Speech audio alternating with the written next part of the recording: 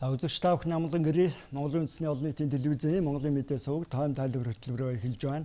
За энэ удаагийн хөтөлбөрөөр чөлөөт бүсийн хууль эрх зүйн орчныг боловсронгуй болгохтой холбогдох үйл явдлын тайлбар хүргэе. За манай улсын хувьд чөлөөт бүс байгуулах тухай асуудал сүүлийн бараг 30 жилийн туршид яригдж байгаа. За 1995 оны үеэс эхлээд төрийн бодлого шийдвэрүүдээ гаргаж ирсэн. За холбогдох хууль эрх зүйн орчныг бүрдүүлсэн. Тухайлбал чөлөөт бүсийн тухай хууль анх батлагдсан гаргаж байсан. За мөн алтан булгийн чөлөөт бүсийг байгуулах тухай асуудал яригдж хууль эрх зүйн орчныг бүрдүүлсэн. За мөн замун үдийн чөлөөт бүсийг байгуулахтай холбогдох хуулийг бас батлан гаргаж байсан. За мөн чөлөөт бүсийн хуульд хэд хэдэн удаа нэмэлт өөрчлөлтүүдийг оруулж байсан. За бүгд найрамдах Хятад ард улсын дарга Ши Жинпинийг Монгол улсад айлчлах үеэр хоёр тал бас чөлөөт бүсийг байгуулахтай холбогдох асуудлаар бас тодорхой шийдэл тохиролцоонд хүрч байсан. За хил дамнсан чөлөөт бүс байгуулах хувилбар байж болох юм гэдэг асуудал тухай үед яригдж хоёр тал шийдэл төрж байсан. За Монгол улсын аж үйлдвэрийн сайд, бүгд найрамдах Хятад ард улсын худалдааны сайд нарын хооронд бас харилцан ойлголцлын санамж хүчиг нэг үе байгуулагдж байсан. За чөлөөт бүсийн тухай хуулийг шинжлэх асуудал яригдж улсын их хурл шийдвэрээ гаргасан. За Монгол улс бүгд найрамдах Хятад ард улсын талд хамтарсан ерөнхий төлөвлөгөө гаргаж байсан. За бас замын үе дэрээний бомбтыг түшиглэж хил дамнсан чөлөөт бүс байгуулах асуудлыг судлах ажлын хэсэг ажиллаж байсан үе бий. За бас замын үе дэрээний эдийн засгийн хамтын ажиллагааны бүс байгуулах тухай хоёр улсын засгийн газар хооронд хэлэлцээр байгуулсан. За ер нь бол өнгөрсөн хугацаанд бодлого шийдвэрүүд олон удаа гарсан. За гэвч чөлөөт бүс байгуулах үйл явц бодиттойгоор хэрэгжиж чадаагүй олон талын сорилт бэрхшээлтэй тулгарсан гэдгийг талууд тайлбарлаж байгаа. За одоогийн хуулиар бол чөлөөт бүсэд баримтлах тусгай дэглэмийг тогтоосон байдаг. За бас зарим тодорхой хөнгөлөлт, чөлөөлтийн асуудал, дэмжлэг үзүүлэх асуудлууд аж ахуйн нэгжүүдийн хүрээнд шийдэгдэж хууль эрх зүйн орчныг бүрдүүлсэн. Тухайлбал гадаадын иргэдийн хувьд чөлөөт бүсэд зөвшөөрлөөр нэвтэрнэ. Харин хөрш орнуудын иргэдийн хувьд бол 30 хоног визгүйгээр зорчих хууль эрх зүйн орчин үйлчилж байгаа. За чөлөөт бүсэд үйлдвэрлэл эрхлэгчдийн хувьд бол нэмэгдсэн өртгийн албан татвараас чөлөөлөгддөг. За мөн 3 сая хүртэл төгрөгийн барааг татваргүйгээр хөдөлгөөн борлуулах боломжтой байдаг. За үйл хөдлөх хөрөнгө татваргүй. За мөн 500 мянган $ам-аас дээш хөрөнгө оруулалтын хувьд бол аж ахуйн нэгжийн орлогын албан татварын 50% хөнгөлт эдлэх хууль эрх зүйн орчин үйлчилж байгаа. За бүхэлд нь авч үзвэл нийт татварын 30% хөнгөлт үзүүлэх боломж бол эрх зүйн хүрээнд бүрдсэн гэж холбогдох албаныхан тайлбарлаж байгаа. За засгийн газрын хувьд бол энэ удаа чөлөөт бүсийн тухай хуульд зарим талын нэмэлт өөрчлөлт оруулах саналыг парламентод гаргаад байна. За улсын их хурл холбогдох байнгын хор олон чуулганы нэгдсэн хуралдаанаараа хуулийн төслийн хэлэлцүүлгийг үргэлжлүүлж байна. Өнөөдөр улсын их хурлын чуулганы нэгдсэн хуралдаанаар яригдсан. За засгийн газрын хувьд л хуульд нэмэлт өөрчлөлт оруулахдаа хэд хэдэн чиглэлийн асуудалд анхаарах гэсэн саналыг гаргаж байгаа. Тухайлбал чөлөөт бүсийг нээх хаах асуудал ямар ч зохицуултгүй байдаг. Цаашдаа засгийн газрын шийдвэрээр нээж хааж байх боломжийг бүрдүүлье гэдэг үүднээс хандж байна. За эргэн аж ахуйн нэгжид газар эзэмшүүлэх биш ашиглуулах зохицуултыг саналыг засгийн газар гаргаж байгаа. За эзэмшүүлэх нь хууль эрх зүйн талаасаа бас зарим талын зөрчил үүсгэж байна. За цаашид тодорхой өөрчлөлт зайлшгүй гарах шаардлага байна гэж талууд үзэж байгаа. За хил дамнсан чөлөөт бүсийн тодорхойлолт статусыг өөрчлөе. Эдийн засгийн хамтын ажиллагааны бүс болгох эрх зүйн орчныг бүрдүүлье гэдэг асуудал яригдж байгаа. Засгийн газар саналаа гаргасан. За цагдаагийн байгууллагын хувьд бол чөлөөт бүсэд хамгаалтын чиг үүргийг гүйцэтгэдэг байхаар хуульд нэмэлт өөрчлөлт оруулахаар яригдж байна. За чөлөөт бүсийн хувьд бол харьяаллын хувьд өнгөрсөн хугацаанд олон удаа өөрчлөгдөж байсан. Нэг үе үйлдвэр худалдааны сайд хариуцж байсан. Бас тэргүүн шадар сайдын мэдлэлд байсан. Эдийн засгийн асуудал хариуцсан сайдын бас чиг үүрэгт хамаарч байсан. Цаашдаа бас харьяалах салбарыг тодорхой болгох ёстой. Эрхэлсэн сайд хариуцдаг байх уу гэдгийг нэгмөр шийдэх шаардлагатай гэдэг асуудлыг бас талууд хөндөж байгаа. За чөлөөт бүсийн захирагчийн хувьд бол орон нутгийн иргэдийн төлөөлөгчдийн хурал, орон нутгийн төр захиргааны байгууллага засаг даргатаа хамтран ажилладаг байдал нь эрх зүйн хувьд зарим талаар зөрчил үүсгэж байгаа. Энэ асуудлыг бас эргэж авч үзэх ёстой гэдэг тухай яригдж байна. За улсын их хурлын зарим гишүүний байр сууриас үзвэл хөрш улс орнуудтай эдийн засгийн хамтын ажиллагааг шинэ шатанд гаргах ёстой. үүнд чиглэсэн одоо чөлөөт бүсийн хууль эрх зүйн орчныг бүрдүүлэх цаг болсон гэдэг байр сууриас хандж байгаа. За чөлөөт бүсэд ажиллах хөрөнгө оруулагч, бизнес эрхлэгчдийг тусгаалсан бодлогоор дэмжих ёстой. За бас чөлөөт бүсүүдэд эрхлэх үйлдвэрлэл үйлчилгээг тодорхой болгох шаардлагатай гэдэг байр суурийг улсын хурлын зарим гишүүд илэрхийлж байна. За чөлөөт бүсийг байгуулахад төр хувийн хвшлийн хамтын ажиллагаа, талуудын оролцоо чухал нөлөөтэй юм аа.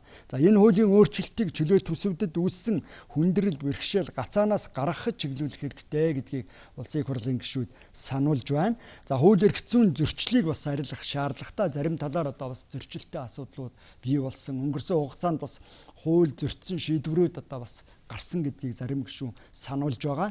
За бас улсын хөлийн дархан байдлыг хангах, баталгааг алдагдуулахгүй байх чиглэлд анхаарч одоо чөлөөт бүсийн зохицуултуудыг хийх ёстой гэдгийг ч зарим гишүүн сануулж байна.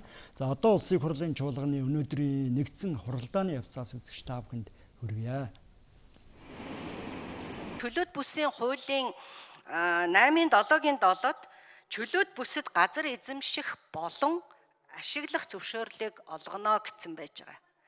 Хоёрдугаарт хөлийн тухай хууль дээр тусгай хэрэгцээд газар учраас энд газар одоо эзэмшихийг хориглоно гэж гисэн. За дээрэс нь газрын тухай хууль гэд ингээд хит хитэн хуулийн зөрчилдөд байгаа байхгүй юу? Тэгэхээр би одоо энэ чөлөөт бүсийн хуулиар би бас энэ зөрчил нь арилаад ороод ирэх нэгэ харсан чинь анхны хилцүүлгийн 2 заалтанд энэ байхгүй байна л да. Одоо энэ чөлөөт бүсэд өнөөдрийн мөрдөгдөж байгаа хуулийн дагуу маш олон аж ахуйн нэгжүүд газар эзэмшиж байгаа. Тэгэхээр одоо та нарын ярьж байгаагаар одоо энэ бүх хуулийн хийдлийг арилгахаар чинь юу болох вэ гэхээр бүх нөгөө эзэмших эрх чинь хүчингүй болох гэдэг байгаа байхгүй. Тэгэхээр энэ дээр эдийн засгийн хэр их хор хохирол гарах юм бэ? Энийг яаж шийдэх гэж байгаа юм бэ гэдэг. Тэрнээс би бол энэ эдийн засгийн хамтын ажиллагааг дэмжих хилцээрийг бол одоо хэрэгжээд яваасаа гэж хүсэж байна. Гэхдээ энэ хуулийн хийдлүүд чинь ерөөсө болохгүй шүү дээ. Өнөөдөр улсын их хурл ингээл нэг хуулиа зөрчөөд яваад идэг газар муу юм уу биш юм уу? Тэгэхээр энийг дахиж байнга хороодоор өмнөх парламентаар орсон юм байна. Тэгэхээр одоо дахиж байнга хороодоор орж энэ хуулийнхаа зөрчлүүдийг эхлээд арилгахгүй мó? Хуулийн зөрчилтэй асуудлуудад энд байгаа. Тухайлбал одоо хөлийн тухай хууль, газрын тухай хууль, за чөлөөт бүсийн тухай хууль дээр бол зөрчилтэй юмнууд байгаа. Тэгээ бид нэр ярьж байгаад энэ бол ингээд бүх хилцүүлгээрээ дамжаад явах учраас явц донд нь энийг одоо засч янзлъя. Ялангуяа газрын тухай хууль өнөөдөр засгийн газараас өргөн баригдах гэж байна одоо. Газрын тухай хуулийн дээр ялангуяа тэр одон тооёо гишүүнд зөв харсан байна л да. Тэгэхээр эзэмшүүлэх тухай байгаа. Тухайлбал чөлөөт бүсд бол газар эзэмшүүлнэ гэдэг ингээд заасан ба чөлөөт бүсийн хуулинд газрын тухай хууль. А гэтэл бол сая орж иж байгаа хуулинд эзэмшүүлнэ гэснээр дартсан орж ирсэн. Тийм учраас энэ хуулийг газрын тухай хуультай нийцүүлээд ингээд цаашаа аваа явъя гэж ингэж яаж байгаа. Одон тооёо гишүүнтэй бас нэг санал байна. Энэ дэгийн тухай хуулийн тэр бид нар бас бодмоор байгаа. Засгийн газараас орж ирсэн одоо нийтхэн санал байгаа юм л да. Одоо энэ чинь одоо үндсэндээ нэг гэр дамсан чөлөөт бүс гэдэг нэг эдийн засгийн хамтын ажиллагааны өс болгоно. За тэгээд энд нэг цагдаа хөлийн цэргийг оруулна, дотоодын цэргийг оруулна гэсэн. Ингэснээр бол энэ хуулийн чанар сайж арахгүй л. Тэгээ энэ дээр одоо бид нэр ярьж байгаа ажлын хэсгэн бол одоо би ажлын хэсгийн хагалгач миний хувьд бол 9 санал гаргасан. За энийг одоо ингээд яг ажил болгоё. Гэт ингэсэн чинь засгийн газараас оруулж ирсэн саналын хүрээнд л одоо ярина. Түүнээс биш өөр одоо нэмж орж ирсэн юмыг одоо авч хэлцэх боломжгүй гэдэг. Ингээд яг засгийн газараас орж ирсэн саналынхаа хүрээнд ингээд явж байгаа юм. За энэ удаа бол зөвхөн замын үд эрээн дээр л анхаарал тавьж байгаа юм байна л да. Эдийн засгийн хамтын ажиллагааны бүс байгуулна гэж. Тэгэхээр 15 онд бол их хурлаас бас ярьж байгаа энэ чөлөөт бүсийн тухай хуульд өөрчлөлт оруулсан. Тэгээд дараа нь энэний дагуу Алтан булагт бол бас зарим нэг үйл ажиллагаа эхэлсэн. Тухайлбал зарим нэг дэлгүүр тэнд ажиллаад бас хөнгөлтөө бараа даваар олгодж байгаа. За энэ үйл ажиллагаа бол Цагаануурт бол Баярлгийн аймгийн Цагаануурт бол чөлөөт бүс ер нь хийгдээгүй, зөвшөөрөгдөөгүй. Энэ манай залуу бол нэлээх явсан энийг хөсөлдөөд. Тэр гайлынх нь хэлийнх нь ер нь зөвшөөрдөг юм шиг байна. Ер нь энэ ягаад болохгүй юм бол энэ тал дээр би тайлбар авмаар байна. Хуулийн дагуу энэ үйл ажиллагааг Цагаануурт эрхлэхэд ер нь юу нь болохгүй байна гэж. Ер нь эдийн засгийн хамтын ажиллагааны бүсгүйхээр бид нар юу хийх юм бэ? Яаж өөрчлөх юм бэ? Одоо хоёр тал Хятадын талж гэсэн манай Монголын талж гэсэн адил хэмжээний газраа чөлөөт бус болгоод тогтоогоод тэнд болвол нөгөө хашаа хөрөөгөө бол хийцэн байгаа. Зөвшөөрөгдсөн байгаа. Одоо яг хамтын ажиллагаа гэхээр тэнд ер нь Монголд ашигтай чухам юу хийгдэх юм бэ? Сүүлийн үед бол цагаан нур бомб нөгөө их идэвхтэй үйл ажиллагаа нь бол импорт экспортын үзүүлэлтүүд нь бол нэлээд их өндөр үзүүлэлттэй явж байгаа. Цагаан нар чөлөө төсвийн гол хөгжлийн нэг үндэс нь бол баруун бүсийн босоод ангилгийн H4 олон улсын автозам маань гэж бид нар үзэж байгаа. Энэ зам бол эргэжлийн хавраас ирнэ дуусах төлөвлөгөөтэй байгаа юм байна. Энэ хүрээнд одоо цагаан нар чөлөө төсвийг байнгын үйл ажиллагаанд оруулж нээж ажилуулах талаар бид нар шадар сайтаа яриад засгийн газрын тогтоолыг гаргуулахаар ингээд ажиллаж байгаа. Тогтоолын төсөл маань засгийн газар дээр орцсон. Энэ он дуусахаас өмнө энэ тогтоолын төсөл маань бэлтжүүл гарчвал эргэжлээс газар аваад үйл ажиллагаа эхлэхээр бэлэн болсон аж ахуйн нэгжүүд маань үйл ажиллагаа эхлээд явна гэсэн юм төлөвлөгөөтэй байгаа. Ер нь бол эхний ээлжинд бол худалдааны чиглэлээр явна. Дараа нь бол тээвэр логистикийг хөгжүүлэх юм бүрэн боломжтой байгаа. За энэ хуулийн өөрчлөлтөөр бомбын дэглэмийг зурвас болгон өөрчилж газар эзэмшүүлэхгүй байхаар бол орж ирж байгаа юм байна. Тэгэхээр энэ ашиглуулах нөхцөл гэдэг маань за хуулийн зөрчлийг бол арилгахыг одоо зорж байгаа боловч гэхдээ чөлөөт бүсийн одоо яг өөрийнх нь хөгжил энэ агуулга одоо тий энэ концепц талаас за хөрөнгө оруулалт талаас тий энэ ашиглуулах нөхцлөөр хөрөнгө оруулалтыг одоо ер нь хэрхэн яаж татах юм бэ? Ийм боломж байгаа гэж та нар үзсэн юм уу? Энэ талаар одоо тухайлсан одоо төлөвлөгөөг одоо тодруулж өгөөч. За газар эзэмшүүлэхийг хориглосон ийм шийдвэрийг дарсан шийдвэрийг газар эзэмшүүлэх шийдвэрийг засгийн газар оруулж ирсэн. Газрыг ашиглаад тэгээд үйл ажиллагаа явуулъя гэдэг. Ашиглаад үйл ажиллагаа хөрөнгө оруулалт хийхэд бол бас болохгүй зүйл бол байхгүй.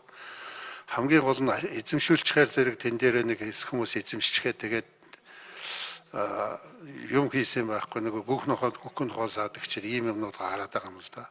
Гарч болжшгүй юм. Тийм учраас ашиглуулахыг бол тодорхой одоо нөхцөлтэйгээр 3 жилийн хугацаанд бол тодорхой хөрөнгө оруулалтуудын төлөвсөн хөрөнгө оруулалтынхаа тодорхой хэсгийг бол хийн гэсэн ийм зүйлүүд байгаа. Монгол улсын хуулиар бол одоо ашиглуулах гэдэг бол 5 жилээр байдаг. Тэгэхээр одоо чөлөөт бүсд тийм ээ одоо хөрөнгө оруулалт оруулж байгаа одоо аж ахуйн нэгжүүд багаар бодоход за одоо тий одоо 10 сая 20 сая долларын одоо хэмжээний одоо хөрөнгө оруулалт орууллаа гэж бодъё л доо. Тэгэхэд тэрийг одоо 5 жилийн хугацаанд за одоо нэг удаа сунгаад за сунгах ч гэсэн бас одоо маш хүнд сурталтай тий.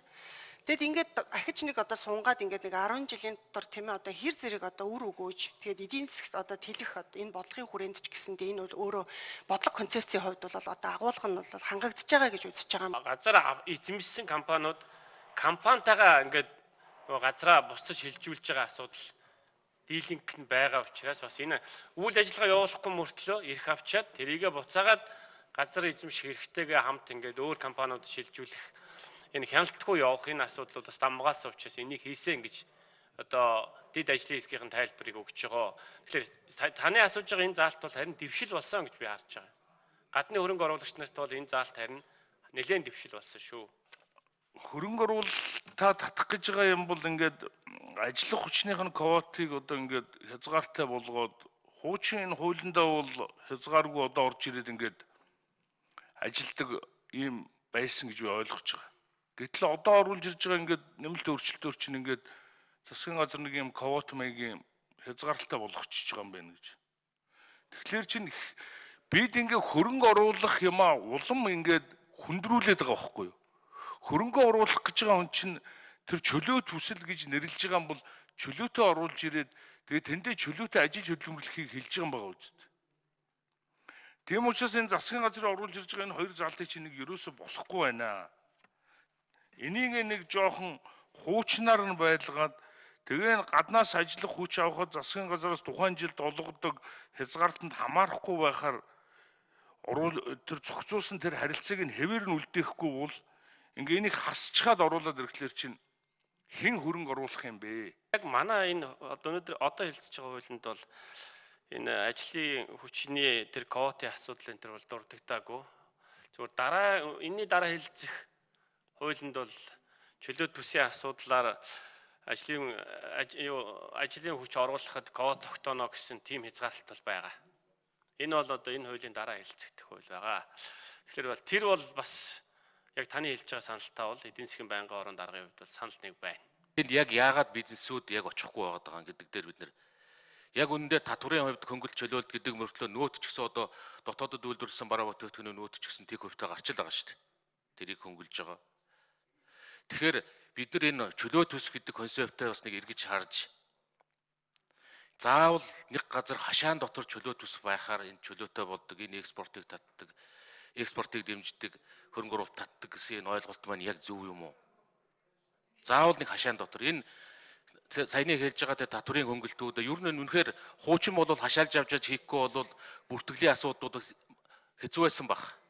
Хуучин тогтолцоо татвар болоод бүх зүйлэр одоо ч энэ бүртгэлт олон зүйл чинь дижитал болчлоо. Дахиад дээрэс нь экспорт гэдэг тэр мэдээ баримт гайлын болоод олон зүйлүүдийг хуурч ямарваа нэгэн баримт бүрдүүлэх бас татвар бусад үйл ажиллагаанаас зогтох боломж байхгүй шүү дээ. Экспортыг худлаа хийх боломж байхгүй. Тэгэхээр одоо энэ чөлөөт төс гэхээр хашаан дотор байдаг гэдэг энэ ойлголтоо эргэж авч үзээд ер нь энэ Монголын бизнесийн орчин тэрэн дотроо энэ экспорт чиглэсэн бизнесийн орчныг илүү чөлөөлж өгөх тал руу тэр заавал тэр бүс гэдэг үг ч гэсэн хэрэгтэй юу? Илүү тэр чөлөөлж өгөх тал руу бид нэр томоохон тийм концептын шинжтэй өөрчлөлт хийж ажиллавал илүү тийм бодит үр дүнд одоо хүрэх шүү. За аж ахуйн нэгжүүдийнхаа үйл ажиллагааг тэнцвэртэй бөгөөд чөлөөт төсвийн хөгжлийг гадаад зах зээл рүү чиглэсэн дотоодын эдийн засгийн хөгжлийн бодлоготойгоо уялдуулж зорилгоо тодорхойлж үйл ажиллагааны менежмент удирдлагыг шин түвшинд гаргах юм зайлшгүй шаардлага бий. За энэ чиглэлээр бас одоо ажлууд хийгдээд явж байгаа. Цаашдаа ер нь энэ үйл ажиллагаа тодорхой бус биш, маш тодорхой бөгөөд хугацаатай одоо нарийн төлөвлөгөөний дагуу үйл ажиллагаа явуулах ёстой. Чөлөөт бүсийн ач холбогдол бол одоо улам мэдрэгдэж байгааг бид бүгдээрээ мэдж байгаа. Өнөөдөр ирээний замын үүдийн гайл хаалттай байна. Гарч байгаа орж байгаа бараа бүтээгдэхүүн бүгд хязгаартай байна. Бид өөрсдөө гарах орох хаалгаа онгойлгож нээж хааж чадахгүй ийм улс одоо байж болохгүй учраас энэ чөлөөт төсөөрөө дамжуулж гадаад худалдаа экспорт импортоо нэмэгдүүлж байж улс орон цаашаа эдийн засгийн хувьд тогтвортой хөгжих боломж бүрдэх учраас энэ эдийн засагт чөлөөт төсөд өндөр ач холбогдол өгж байгаа маа. За татвар хураамжтай холбоотой олон асуудлууд бий, хөнгөлтүүд бий. Энэ талаар иргэд олон нийт за аж ахуйн нэгжүүд ч гэсэн мэдээлэл хомс байдаг. Одоо чөлөөт төсвийн энэ хууль батлагдаад гадаад дотоодын ялангуяа үндэсний үйлдвэрлэгч аж ахуйн нэгжүүд үндэсний бараа бүтээгдэхүүнийг экспортлох олон улсын стандарт чанарт нийцсэн бүтээгдэхүүнүүдийг үйлдвэрлэх чадвартай одоо хөрөнгө оруулагч аж ахуйн нэгжүүдэд нээлттэй бүх одоо сувгаар хамтарч ажиллах ажлууд хийгдэнэ.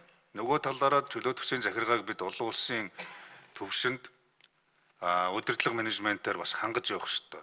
Одоогийн байгаа захиргааны бүтэц зохион байгуулалтууд удирдлага ажилтан албан хаагчид бас өөрсдийнхөө энэ одоо чадварыг сайжруулах зайлшгүй шаардлага бий. Ерэн зүгээр нэр төдөө явж ирсэн гэж хэлэхэд болно. Одоо ийм тэгж цааш нь үргэлжлүүлэх боломжч байхгүй, тийм ч цаг үе биш. Тийм учраас энийг одоо уялдуулж цаашаа үйл ажиллагааг нь явуулах зайлшгүй шаардлага байна. Энэ Монгол орны хилийн дархан байдал ер нь баталгаатай байна. Тухайлх юм бол Рен замын үдээр 3.5 км наашин татчлаа гэдэг. Ингээл нэг баахан та шуугаа явах юм.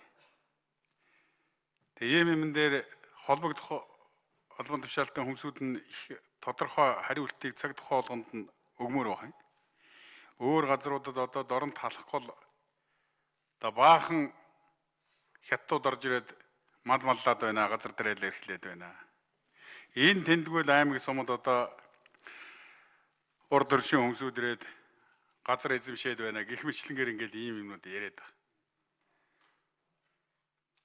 Миний мэдж байгаагаар бол Монгол улс хуучин тогтолцооны үед бидний Ахмад үеийнхэн хоёр хөрштэйгөө бол хилийн болон газар нутгийн ямар нэгэн маргаан байхгүй цэгийн тавьсан ийм гавьяатай. Тэгээ одоо энэ 30 жилийн хугацаанд хууль эрх зүйн тийм одоо боломж нөхцөл заалт ордсон ийм зүйл байна уу? Эсвэл энэ одоо үнэхээр бодтой бус ийм мэдээллийг энэ хэвлэл мэдээлэлээр сошиалор одоо олон түмэнд хүргээд олон түмний одоо санаа сэтгэлийг өмүүлээд байгаа ийм зүйл байна уу? Хилийн дархан байдал ямар байна гэж. Хил бол одоо Монгол улсын хэл дархан байна. Хилийн тухай мэдээлэл бол тэр болгонуудаа нээлттэй явдаг. Одоо энэ бас улсын нууц тамаардаг учраас маш нарийн тийм мэдээлэл бол алга. Гэтэ өнөөдөр одоо баталгаатай хэлэхэд Монгол улсын одоо 1.5 сая хавтгай 400 км газар нутаг бол баталгаатай 50 байна гэдгийг бас танд хэлье гэж. Наас цааш нь татсан гэдэг энэ сошиал юундаар тийм мэдээлэл гарсан юм байл. Тийм бол байхгүй. За дорнотын тамсагт одоо хятад мал малж яах гэхэд мал малж байгаа мэдээлэл бол алга. Тамсагт бол нефт тогч байгаа. Нефт одоо олборлож байгаа. За ер нь бол сүүлийн үед энэ аюулгүй байдлын дуудлага 8 орон дээр ирж байгаа нэг мэдээлэл бол энэ хятадын нефт олборлож байгаа технологи бол хамгийн хоцрогдсон. 1973 онд одоо дэлхийн нийтээр хэрэглэхээс татгалцсан технологиор энэ нефтийг олборлож байна гэсэн ийм мэдээлэл байгаа. Тийм учраас бол бид ойрын хугацаанд бол энэ тамсагтаар тусгай ажлын хэсэг гаргаж тэрийг үзэж шалгах, мэрэгжлийн хүмүүсийг оролцуулж үзэж шалгах ийм одоо ажлыг хийхээр бид нэр төлөвлөж байна. Орох гарах асуудал түүгээр бараа таваар зорчих тээврийн хэрэгслийг нэвтрүүлэх асуудал шийдэгдээгүй байхад энэ үйл ажиллагаа явагдаад байна уу гэсэн ойлголт над төрж байна. Энэ бол хуульж өрчих асуудал шүү дээ. Энэ болохгүй. Тийм учраас замын үеийн эдийн засгийн хамтын ажиллагааны чөлөө төс шалган нэвтрүүлэх иж бүрэн цогцлбор баригдахаас нааш хизээч нээгдэхгүй гэдгийг би хатуу хэлье. Мэргэжлийн хүний хувьд хэлье. Зарим хүмүүс буруу ойлгоод байгаа шиг байна. Одоо тэрэн дотор үйл ажиллагаа явуулаад тэн дотор явуулсан үйл ажиллагааны бүтээгдэхүүн юу байдгийг бараа таварыг одоо ерөөсөө чөлөөтэй Монгол улсын нутаг дэвсгэрлүү нэвтрүүлээд байх юм шиг ойлгоод байгаа шиг байна. Хэзээ ч юм байхгүй. Тэгэхээр энэ хуулиар зохицуулагдах харилцаа энэ дээр нэлээд наривчлал тогтоож өгсөн байна. Ялангуяа газрын харилцааны асуудал руу Батэрдэн гишүүн асууж байна лээ. Замын үеийн эдийн засгийн хамтын ажиллагааны энэ чөлөө төсвийн газар нутаг бол Монгол улсын хилийн тухай хуулиараа хилийн зурвас газартай давтцаж байгаа юм. Хилийн зурвас газар гэдэг бол Монгол улсын нутаг дэвсгэрийн зах хязгаарыг хөрш орны нутаг дэвсгэрийн зах хязгаартай нийлж байгаа хилийн шугамнаас гүн тийш тогтоогдсон тодорхой хэмжээний зайтай газрыг хэлдэг. Зөвхөн улсын ил хамгаалтын зорилттой ашиглах зорилттой ийм л газар. Өмчлүүлэхийг хоригдгийн хуулиар эзэмшүүлэхийг хоригдгийн зөвхөн төрийн мэдэлд байдгийг. Хэн нэгэн иргэн аж ахуйн нэгж хуулийн субъектэд эзэмшүүлэх өмчлүүлэхийг хуулиар хоригдсон. Харин энэ нэмэлт өөрчлөлтөөр өмнөх хуулийн дээр чөлөө төсөд газар эзэмшүүлнэ гэсэн заалт байсныг одоо хилийн тухай хуультайгаа уялдуулаад нийцүүлээд газар эзэмшүүлэх, өмчлүүлэх асуудлыг хориглохоор оруулж ирж байгаад би туйлын баяртай байна. Инкээс ч өөр арга байхгүй.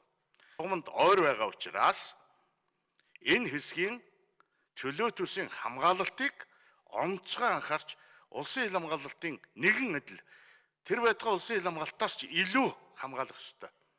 Түүгээр орох гарах хөдөлгөөн зөвхөн орох ёстой газараар ордог, гарах ёстой газараар гардаг. Өөр хаагурч юугч нэвтрүүлдэггүй байхаар хийж вэж чөлөө төс үе талгааны шүү. Хэрвээ энэс өмнө ямар нэгэн байдлаар асуудал үйл ажиллагаа нэгдэх юм бол би энэтэй хатуу тэмцсэн шулуух байл.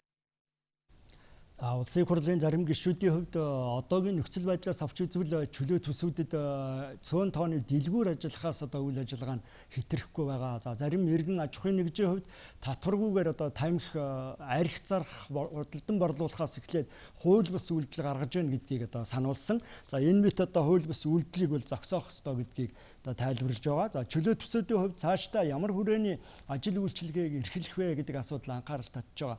За шадар сайд амар сайхны тайлбар тайлбарлаж байгаагаас үзвэл цаашид чөлөөт бүсүүдэд аялал жуулчлал эрхлэх, за банк санхүүгийн үйл ажиллагаа явуулах, үйлдвэрлэлийн үйлчилгээ эрхлэх, тээвэр логистик хөгжүүлэх боломжтой гэж засгийн газар үзэж байна. За одоогийн чөлөөт бүсүүдийн аль алинд нь адил төстэй одоо ажил үйлчилгээ эрхлэх одоо ерөнхий чиглэл баримталж байгаа гэдгийг засгийн газрын төлөөллөөр тайлбарлаж байгаа. За харин чөлөөт бүсэд одоо казино байгуулах уу үгүй юу гэдэг асуудал бас олон жилийн туршид тодорхой хүрээнд бас яригддаг, байр суурийн зөрүүтэй байдаг. Тухайн асуудлаар бол одоогоор ямар нэг шийдвэр гаргаагүй, хөндөж яриагүй гэж одоо төлөөллөөр тайлбарлаж байгаа. За засгийн газрын хувьд өнгөрсөн хугацаанд чөлөөт бүсүүд одоо идэвхтэй ажиллаж чадахгүй байсан хэд хэдэн талын шалтгаан бий гэдэг тайлбарыг өгч байгаа. Хууль эрх зүйн орчин боловсронгуй болж чадаагүй, удирдлага зохион байгуулалт бүрэн хангагдаагүй, за хөрөнгө оруулалт одоо төдийлөн даривтай хийгдэж чадаагүй. Энэ мэт олон талын шалтгаанаас хамаарч өөрчлөлт гараагүй, идэвхтэй ажиллах нөхцөл боломж бүрдээгүй гэж одоо албаныхан үзэж байна. За цаашдаа чөлөөт бүсийн үйл ажиллагааг аль болохоор одоо бүс нутаг, бүсчилсэн хөгжлийн бодлоготой уялдуулж одоо үйл ажиллагааг нь идэвхжүүлэх гэсэн чиглэлтэй байна. За удирдлага зохион байгуулалтын хувьд бол одоо төр хувийн хвшлийн хамтын ажиллагаа түншлэл чухал нөлөөтэй гэж талууд үзэж байгаа. За замын үеийн эдийн засгийн хамтын ажиллагааны бүс байгуулах асуудал хуульд нэмэлт өөрчлөлт оруулсны дараа одоо идэвхжих боломжтой гэдэг тайлбарыг төлөөллүүд өгч байна. Өөрөөр хэлбэл Монгол улс бүгд найрамд хятад ард улсын хооронд одоо хэлэлцээр байгуулах ёстой. Хоёр тал одоо сойрхон батлах шаардлага үүсэх юм. За хэлэлцээрийг байгуулснаар бол одоо хоёр улсын тал эдийн засгийн хамтын ажиллагааны бүсийн хүрээнд төлөвлөлтөөс эхлээд олон чиглэлээр хамтарч ажиллах боломж бүрдэнэ гэж одоо тайлбарлаж байгаа. За бас хоёр улсын одоо сайд нарын хамтарсан зөвлөл байгуулагдана. Зөвлөлийн хувьд л одоо тухайн хамтын ажиллагааны бүсэд мөрдөх дүрм журмыг наривчлан гаргах одоо чиг үүрэгтэй байх юм. За замын үеийн эдийн засгийн хамтын ажиллагааны бүс байгуулагдсанараа хоёр талын одоо хөрөнгө оруулагчид гадаадын хөрөнгө оруулалтыг татах хүрээнд бол олон талын боломж бий болно. За ер нь иргэдийн хувьд, зорчигчдын хувьд бол тухайн бүс дотроо л одоо зорчих зохицуулалт хийгдэнэ. Зөвхөн хамтын ажиллагааны бүсийнхээ нутаг дэвсгэрт зорчин. Өөрөөр хэлбэл зорчигч орж ирсэн, нэвтэрсэн одоо маршрутаараа буцаж одоо гарах зохицуулалттай байх юм аа гэдэг асуудал яригдж байгаа. За гэхдээ зорчих хөдөлгөөнтэй холбоотой асуудлыг цаашид журмаар одоо наривчлан шийдэн гарган зохицуулна гэсэн одоо чиглэлтэй байгаа. За замын үеийн эдийн засгийн хамтын ажиллагааны бүс байгуулагдсанаар аж ахуйн нэгжид хөрөнгө оруулагчдад бол татварын хөнгөлт үзүүлэх боломж нэмэгдэнэ. Олон улсын зах зээлд одоо бараа бүтээгдэхүүнээ гаргах татваргүйгээр одоо нэвтрүүлэх боломжтой болно. Экспортыг дэмжих, импортыг орлох, үйлдвэрлэлийг дэмжих боломж бий болно. Хөрөнгө оруулалтыг татна. За үйлдвэрлэх бүтээгдэхүүний хэмжээ одоо цар хүрээ нэр төрөл нэмэгдэн, орчин үеийн техник, технологиг нэвтрүүлэх боломж бий болно гэж одоо засгийн газрын төлөөллөд тайлбарлаж байна.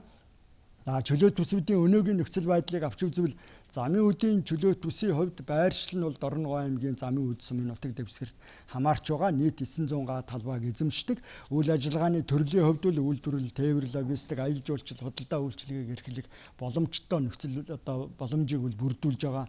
За одоогоор зарим нь одоо дэд бүтцүүдийг бүрдүүлсэн, дулааны сахилгаан станц ашиглалтанд орсон, ариутгах татвар, саарлус улсруулах, дахин ашиглах байгууламжийг одоо ашиглалтанд оруулсан гэж тайлбарлаж байгаа. Азийн хөгжлийн банкны төслийн хүрээнд бас зарим дэд бүтцийг бүрдүүлэх, чөлөөт бүсийн менежментийг сайжруулах асуудал яригдж байгаа. За чөлөөт бүсэд одоо 66 аж ахуйн нэгж газар эзэмшдэг. За нийтдээ 325 тэрбум төгрөгийн хөрөнгө оруулалт хийх одоо саналаа гаргасан гэж одоо холбогдох мэдээллийг албаныхан өгч байна. За Алтан булгийн худалдааны чөлөөт бүсийн хувьд бол Сэлэнг аймгийн Алтан булаг сумын нутагт одоо байршдаг. За нийтдээ одоо 500 га газар одоо эзэмшиж байгаа.